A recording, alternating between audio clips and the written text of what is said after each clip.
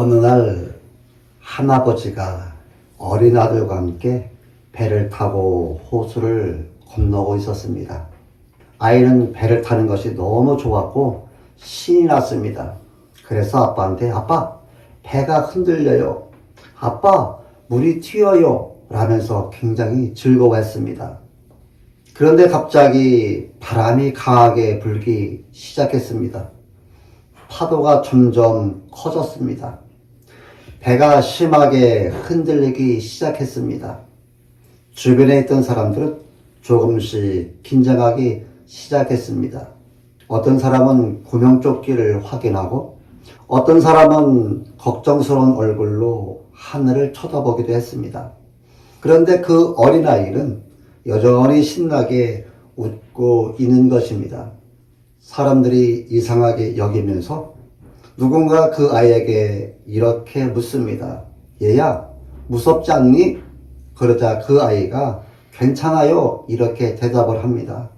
그리고 아주 당연하다는 듯이 말합니다. 이 배를 운전하는 사람이 우리 아빠예요. 라고 말합니다. 이 말을 들은 사람들은 처음에는 그냥 웃었습니다. 그런데 그 말을 듣는 순간 어떤 사람들은 갑자기 조용해졌습니다. 왜냐하면 그 말이 너무 단순하지만 너무 깊은 진리를 담고 있었기 때문입니다. 우리가 살아가는 시대는 어쩌면 역사상 가장 많은 것을 가진 시대라고 말할 수 있습니다. 기술이 발전했습니다. 정보가 넘칩니다. 생활은 과거보다 훨씬 편리해졌습니다.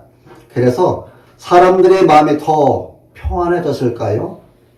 그러나 놀랍게도 오히려 그 반대입니다. 불안은 더 커졌고 두려움은 더 깊어졌고 미래에 대한 걱정은 더 많아졌습니다.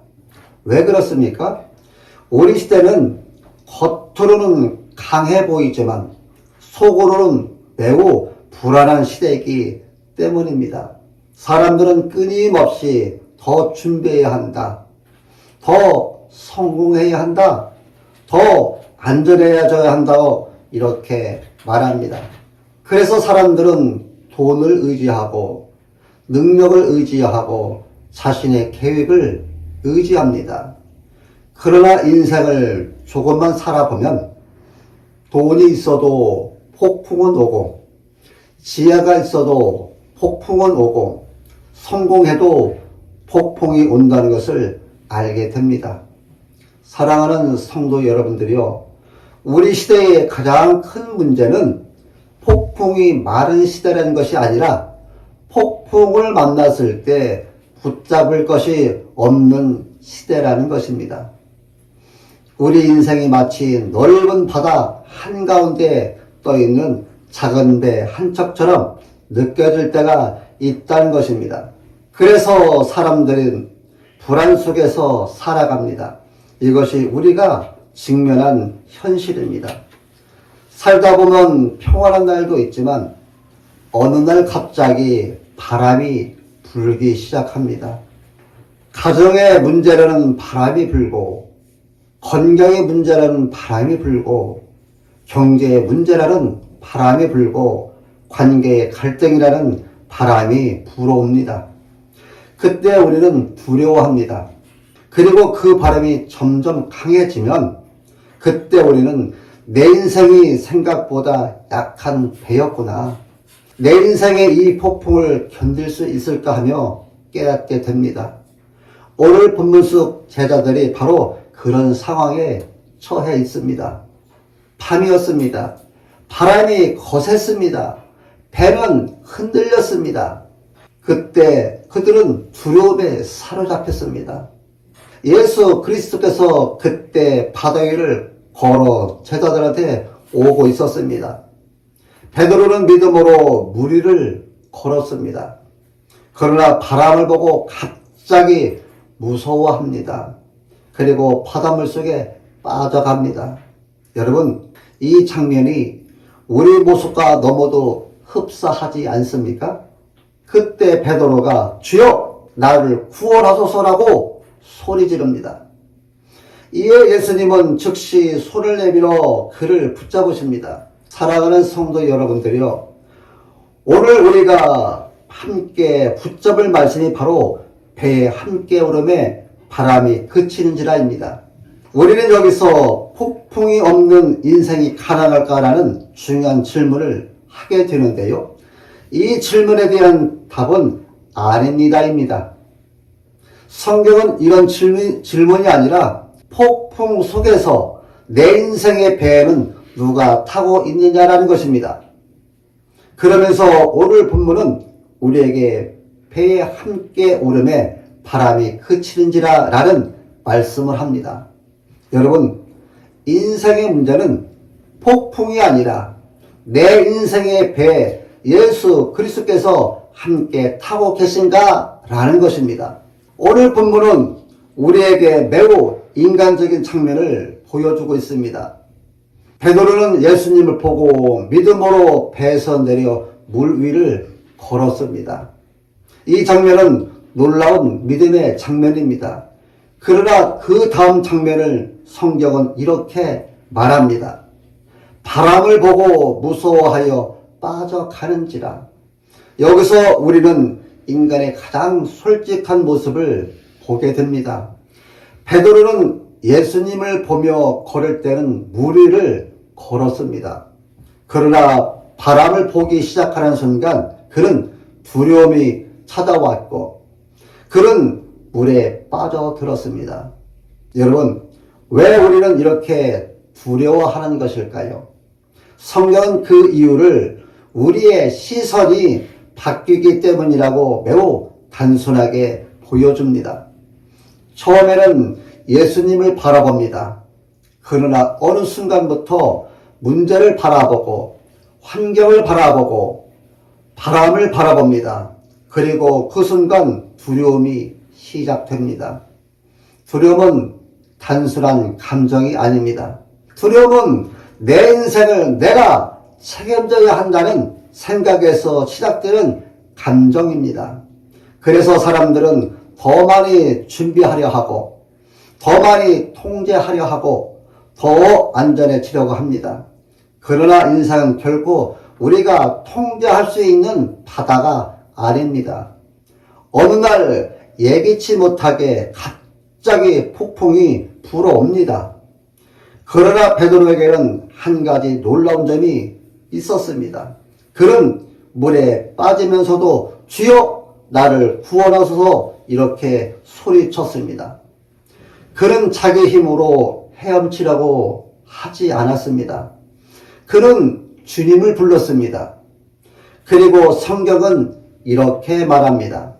예수께서 즉시 손을 내밀어 그를 붙잡으시며, 여기서 우리를 붙잡는 것은 우리의 믿음의 크기가 아니라 주님의 손이라는 복음의 핵심을 보게 됩니다.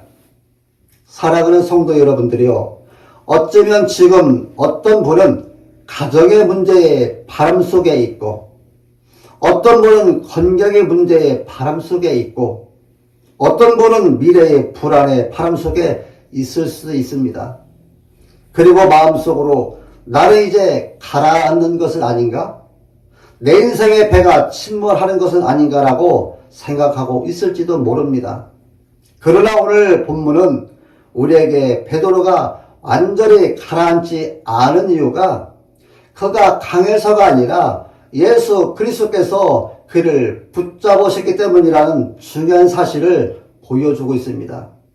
성도 여러분, 신앙은 넘어지는 것이 아니라 신앙은 넘어질 때 주님을 부르는 것입니다. 주님은 그때 동일에게 손을 내밀어 우리를 붙잡으십니다. 그러면 이제 베드로를 붙잡으신 예수님은 그 다음에 무엇을 하셨는가라는 질문이 남습니다. 이에 성경은 이렇게 말합니다. 배에 함께 오름에 바람이 그치는지라. 이제 우리는 이 장면 속에서 하나님이 주시는 가장 큰 해답을 보게 됩니다. 오늘 본문에서 가장 중요한 장면은 베드로가 물 위를 걷는 장면이 아닙니다. 가장 중요한 장면은 바로 배에 함께 오름에 바람이 그친 것입니다. 이 말씀 속에는 매우 중요한 영적 진리가 담겨 있습니다. 성경은 제자들이 더 열심히 노를 저었더니 바람이 그쳤다고 말하지 않습니다. 성경은 제자들의 믿음이 강해지자 폭풍이 사라졌다고도 말하지 않습니다. 성경은 예수님이 배에 오르셨고 그 순간 폭풍이 멈춰섰다고 단순하게 말합니다. 우리는 종종 문제가 사라지면 내 인생이 평안해질 것이다 이렇게 생각합니다. 그러나 성경은 우리의 인생의 가장 큰 해결은 환경의 변화가 아니라 하나님의 임재이며 우리 인생에 예수님이 함께 하시면 폭풍 속에서도 평안이 있다고 다른 이야기를 하고 있습니다. 그래서 성경 전체는 이 진리를 계속해서 반복하고 있습니다.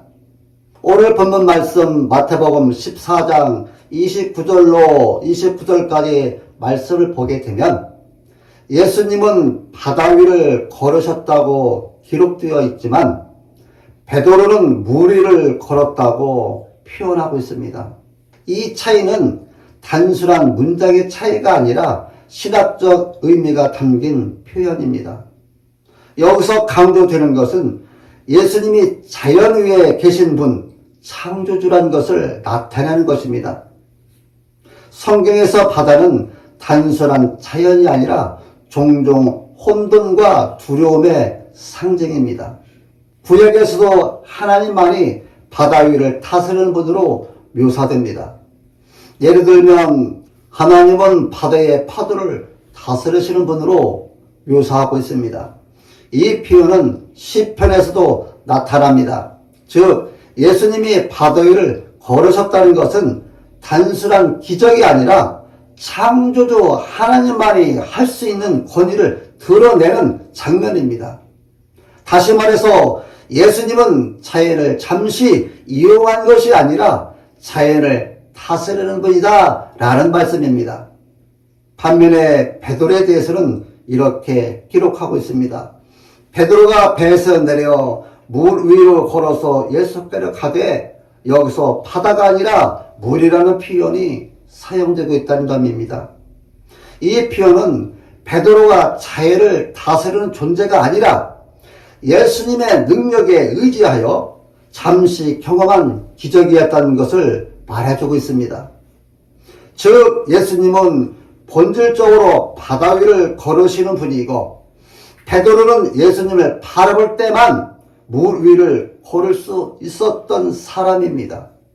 그래서 베드로가 바람을 보는 순간 바로 물에 빠져들었던 것입니다. 이 차이를 통해 성경은 매우 중요한 사실을 보여줍니다. 예수님은 기적을 행하시는 사람이 아니라 자연을 다스리시는 하나님이십니다. 반면에 우리는 예수님을 바라볼 때만 믿음의 기적을 경험하는 존재입니다. 그래서 베드로가 외친 말이 중요합니다. 주여 나를 구원하옵소서. 그리고 예수 그리스도께서 즉시 손을 내밀어 그를 붙잡으셨습니다. 홍해바다가 갈라지는 사건을 보면 하나님의 백성이 스스로 길을 만든 것이 아니라 하나님이 길을 만드셨고요. 사자굴 속에서 다니엘이 자기 힘으로 살아남은 것이 아니라 하나님의 사자의 입을 막으셨고요. 그레데 해변을 끼고 항해하던 중 유라굴루라는 큰 광풍을 만났을 적에 사도 바울이 사람들에게 안심하라. 너희 중 아무도 생명에는 아무런 손상이 없겠고 오직 배뿐이니 두려워하지 말라고 격려할 수 있었던 것은 하나님이 그와 함께 계심을 사도 바울이 믿었기 때문입니다. 성경은 하나님의 백성을 살리는 것은 환경이 아니라 하나님의 임재라는 한 가지 이야기를 계속 반복합니다. 그리고 이 진리는 예수님 안에서 완전히 드러났습니다. 왜냐하면 예수 그리스도는 하나님의 임재 자체이기 때문입니다. 성경은 예수님을 임마누엘이라고 부릅니다. 그 뜻은 하나님이 우리와 함께 계시다는 의미입니다. 그래서 예수님이 배에 오르셨다는 것은 단순히 한 사람이 배에 탄 사건이 아니라 하나님이 제자들의 인생 한가운데로 들어오신 큰 사건입니다. 오늘 우리의 인생도 동일합니다. 성경은 폭풍이 없는 인생을 약속하지 않습니다.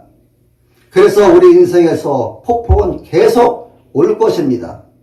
그러나 성경은 예수님이 함께 하신다는 것을 약속합니다. 그래서 우리는 주님, 제 인생의 배에 함께 오르시옵소서라는 이런 고백을 해야 합니다. 그때 우리의 인생은 폭풍 속에서도 무너지지 않습니다. 왜냐하면 예수님이 타신 배는 절대 침몰하지 않기 때문입니다.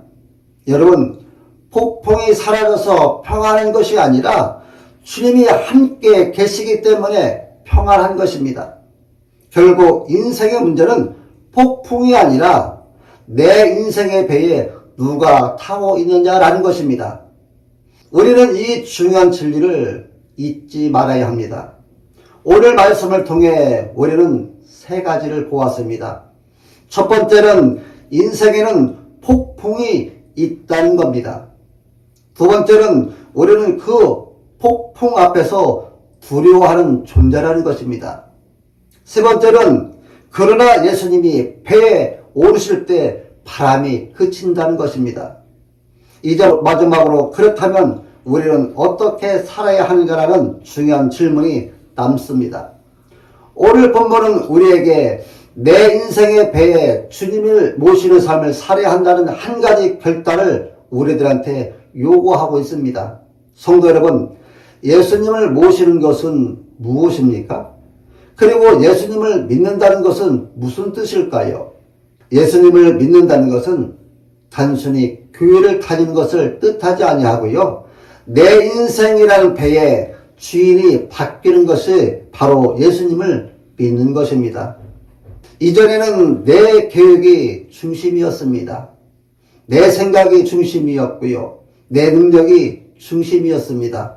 그러나 이제는 예수 그리스도께서 내 인생의 중심이 되시는 것입니다. 그래서 그분이 방향을 정하시고 그분이 길을 인도하시고 그분이 내 인생을 이끄시는 겁니다. 사랑하는 성도들이요, 이것이 바로 주님을 내 인생의 배에 모시는 삶입니다. 신앙의 궁극적인 목적은 단순히 인생의 문제가 해결되는 것이 아니라 하나님의 영광이며 우리가 지음받은 창조의 목적 또한 먹든지 마시든지 무엇을 하든지 다 하나님의 영광을 위해서입니다. 사도 바울은 로마서 11장 36절에서 이렇게 고백했습니다. 이는 만물이 주에게서 나오고 주로 말미암고 주에게로 돌아감이니라. 그에게 영광이 세세에 있을지어다. 여러분, 우리 인생은 우리에게서 시작된 것이 절대로 아닙니다. 그리고 우리로 끝나는 것도 아닙니다. 모든 것은 하나님에게서 시작되고 하나님을 통해 이루어지며 하나님께 영광으로 돌아갑니다. 그래서 우리가 예수님을 모시고 사는 삶은 단순히 더 안전한 인생을 사는 것이 아니라 하나님의 영광을 드러내는 인생을 사는 것입니다.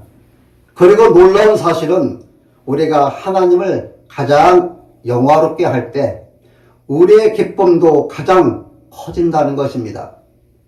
그래서 우리는 오늘 이렇게 고백해야 합니다. 주님, 제 인생의 배에는 오직 주님만 오르시기를 원합니다. 이런 고백을 주님께 드릴 때 우리의 인생은 폭풍 속에서도 흔들리지 않는 인생이 되고 우리의 삶은 세상 가운데 하나님의 영광을 드러나는 삶이 될 것입니다. 사랑하는 성도 여러분들이요, 폭풍 없는 인생이 아니라 주님이 함께 계신 인생이 가장 안전한 인생입니다. 그래서 인생의 문제는 폭풍이 아니라 내 인생의 배에 누가 타고 있느냐이며, 폭풍이 사라져서 평안한 것이 아니라 주님이 함께 계시기에 평안한 것입니다. 이 인생의 진리를 오늘 다시 한번 꼭 기억하시기를 주님의 이름으로 권면드립니다. 어느 항해사가 폭풍 속에서 길을 잃었습니다. 사방이 어둡고 파도는 거셌습니다. 그래서 멀리서 한 줄기 빛이 보였습니다. 등대였습니다. 등대는 폭풍을 멈추지 않았습니다. 그러나 방향을 알려주었습니다. 예수님은 폭풍을 없애시는 분이 아니라 폭풍 속에서 우리의 방향이 되시는 분입니다. 주님이 배에 함께 오르시면 우리는 길을 잃지 않습니다. 여러분, 인생의 바다는 여전히 넓습니다. 그리고 언제나 잔잔하지 않습니다. 바람은 여전히 불 것입니다. 바람은 오늘도 붑니다. 내일도 불 것입니다. 우리에게도 바람이 불고 파도가 일어날 때가 있습니다. 그러나 오늘 말씀은 우리에게 예수 그리스도께서 우리 인생의 배에 함께 오르실 때 폭풍은 더 우리를 무너뜨릴 수 없다고 분명하게 말하고 있습니다. 배에 함께 오름에 바람이 그치는지라. 이 말씀은 오늘 본문의 핵심 구절입니다. 왜 폭풍은 예수님이 배에 오르신 후에 멈추었을까요? 흥미로운 사실은 예수님이 물 위에 계실 때에도 폭풍은 계속되고 있었다는 것입니다. 그러나 예수님이 배에 오르시는 순간 폭풍이 멈춥니다. 이 장면은 매우 중요한 메시지를 줍니다. 이는 예수님의 임재가 우리 삶의 질서를 회복시킨다는 말씀입니다. 사랑하는 성도 여러분들이요, 우리를 살게 하는 것은 바람이 멈춘 날이 아니라 주님이 내 인생의 배에 오르신 날입니다. 폭풍은 우리의 믿음을 흔들 수는 있지만 예수님은 손에서 결코 우리를 놓치지 않습니다. 그러므로 조금도 두려워하지 마시기 바랍니다. 오늘 그 손을 다시 붙드십시오. 주님이 내 배에 계시면 나는 결코 가라앉지 않습니다. 성도 여러분, 예수님이 타신 배는 절대 침몰하지 않습니다.